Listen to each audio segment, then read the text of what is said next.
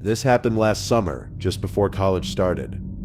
My best friend Marcus and I planned a getaway, just a few days off the grid before life got busy. We booked a cheap cabin deep in the woods, miles from the city. No neighbors, and barely any signal. The first 2 days were great, hiking, grilling, and late-night talks. But on the third night, things changed.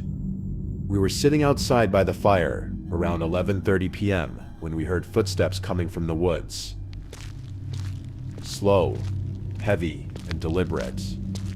Then, a flashlight beam appeared, about 40 feet away, shining but barely moving. Marcus called out, but no one answered. The lights suddenly shut off. We waited but heard nothing more.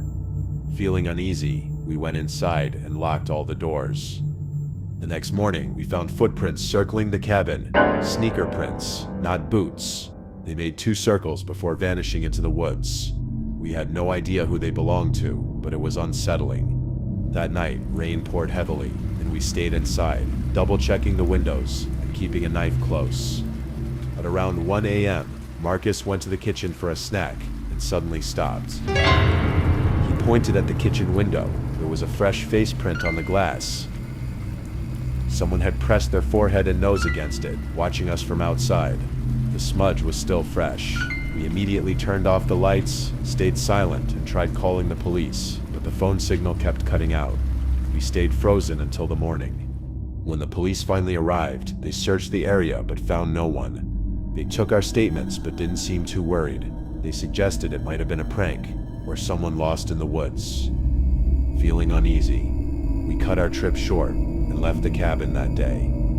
Weeks later, Marcus found a blurry photo on my phone that I didn't remember taking. It showed us sitting at the fire pit, but it was taken from the woods. The photo was time-stamped from the first night we arrived. We both went pale, realizing someone was close enough to be watching us without our knowledge. Then the real creepiness started. The photo wasn't taken by my phone camera. It had been sent to my phone via AirDrop. That meant whoever was there was close enough to connect to my device. We hadn't turned off AirDrop, and someone used that to send us proof they were watching. A month later, Marcus texted me, "Check your phone's hidden album." When I did, I found 5 new photos, all taken from inside my bedroom while I was asleep. None of the doors or windows were broken, nothing was missing, but in one photo you can see me sleeping. And just barely visible in the corner of the shot, a pair of eyes reflected in the closet mirror. We never caught who it was.